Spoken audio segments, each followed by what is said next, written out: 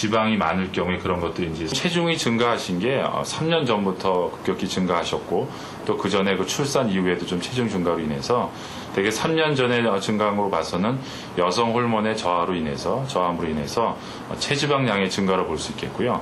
되게 이제 출산 후 비만이 어느 정도 있으셨다가 3년 전부터 폐경기가 오기 시작하면서부터 과다하게 체지방이 축적된 것으로 보여집니다.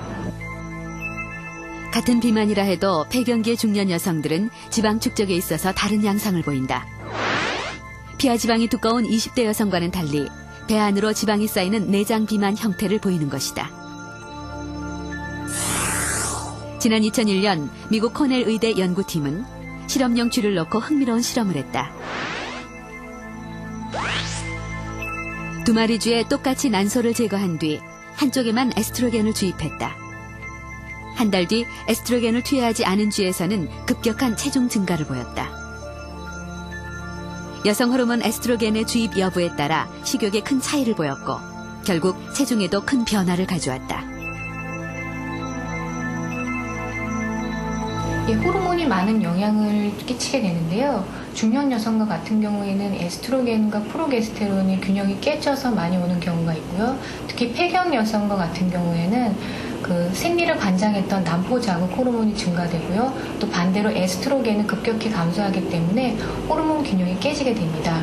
이로 인해서 지방의 저장에 관여하는 리포단백 리파제라는 효소의 활동이 복부 쪽으로 집중이 돼서 지방이 축적이 되고요. 이로 인해서 복부 비만을 유발하게 되고 남성형 비만이 오게 되는 것이죠.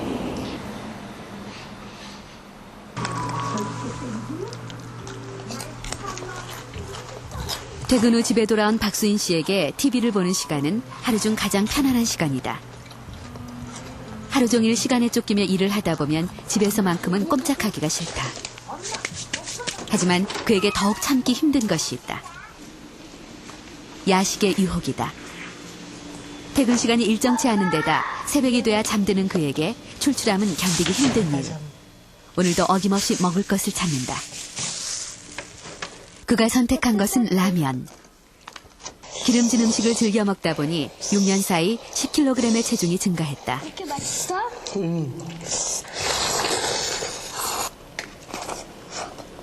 왜 많이 뺏어가? 네가 뭐 안 먹으니까 뺏어가지 시켜. 걱정이 되긴 하지만 야식의 유혹은 뿌리치기 힘들다. 밤에도 라면이라든가 과자부속이라든가 그런 걸 꼭 먹지 않으면은 마음이 허전해가지고 꼭 그런 걸 라면 끓여 먹고. 비단 박수인 씨만의 문제는 아니다. 많은 사람들이 늦은 시간 고열량식의 음식을 습관처럼 먹고 있다. 사람들은 왜 이렇게 야식을 찾을까?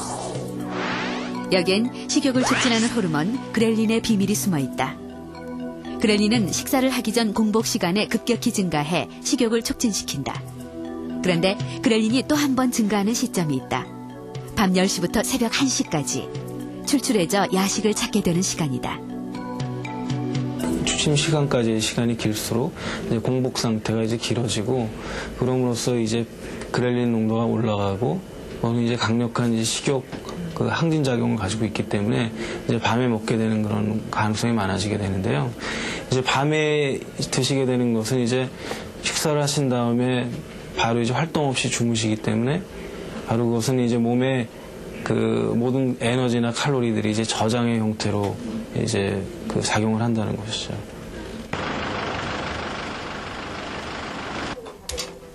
전영막 씨의 정기검진이 있는 날, 한 달 만에 다시 2kg이 빠졌다.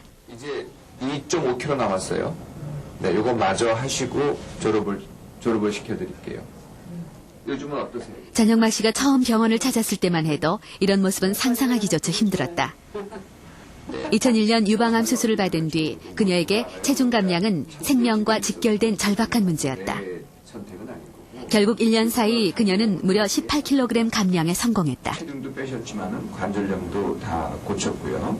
여러 가지 그 성인병에 대한 지표, 그게 혈당이라든지 몸에 오는 모든 지표도 지금은 뭐 굉장히 좋아졌을 것으로 예상이 되고요.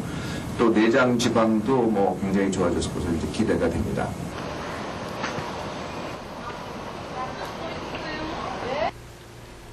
살을 빼고 난 뒤 전영막 씨는 거울 보는 시간이 부쩍 길어졌다. 70을 바라보는 나이에도 외모를 가꾸는 일은 결코 소홀히 하지 않는다. 그녀에게 생긴 또 다른 변화. 허리둘레가 34인치에서 28인치로 6인치나 줄어 예전에 입던 바지를 모두 줄여야 할 형편이다. 먹는 것이 좋아 군것질거리를 입에 달고 살았던 전영막 씨.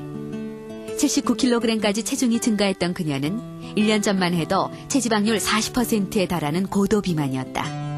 그것도 그냥 아주 그냥 답답해가지고 밥만 먹으면 풀러놔야 돼. 그게 헐렁거리는 것도 아니야. 풀러놓고 좀 있지. 밥만 먹으면.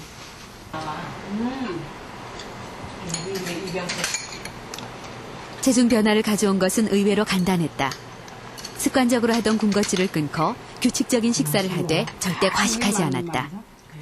처음엔 힘들었지만 차츰차츰 몸이 익숙해져 갔다. 택배가 왔는데 세상에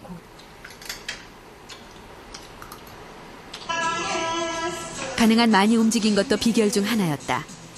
몸이 무겁다는 핑계로 미뤄뒀던 집안일들을 찾아다니며 하기 시작했고 덕분에 몸은 한결 가벼워졌다. 그녀는 삶이 완전히 달라졌다고 말한다. 당신을 사랑했어요. 그전에는 살쪄 있을 때는 세상 만사 귀찮고 그냥 일하기도 싫고 그냥 뭐 나가는 것도 귀찮고 들어가는 것도 싫고 그냥 내 몸 움직이는 것도 귀찮아서 그냥 꼼짝도 하기 싫었는데 이제는 일어나지 말래도 일어나고 그냥 꼭두 새벽부터 일어나가지고 신바람이 나가지고 너무너무 사는 보람을 느끼고 건강해져서 제2의 인생을 살고 있다고 너무너무 행복해. 중년은 내 몸이 변화하는 시기다.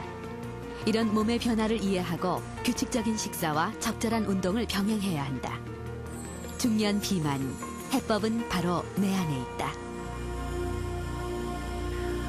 생로병사의 비밀 다음 이 시간에는 퇴행성 관절염, 운동이 약이다를 방송합니다. 앉았다 일어서거나 계단을 오를 때 무릎에 심한 통증을 느껴본 적 있으십니까? 우리나라 50대 이상에서 80% 정도가 앓고 있다는 관절염의 대표적 증상인데요.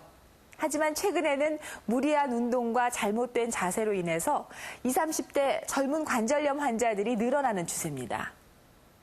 더욱 심각한 것은 관절염에는 휴식이 최고다라는 생각으로 무조건 쉬면서 관절을 방치하는 경우가 많다는 것입니다. 몸을 움직이면 통증이 더 심해지고 관절의 연골도 더 빨리 닳게 된다는 오해 때문인데요. 우리나라 국민 10명 중 3명꼴로 발병하는 국민병 관절염과 이를 극복하기 위한 운동에 대해서 자세히 알아보겠습니다.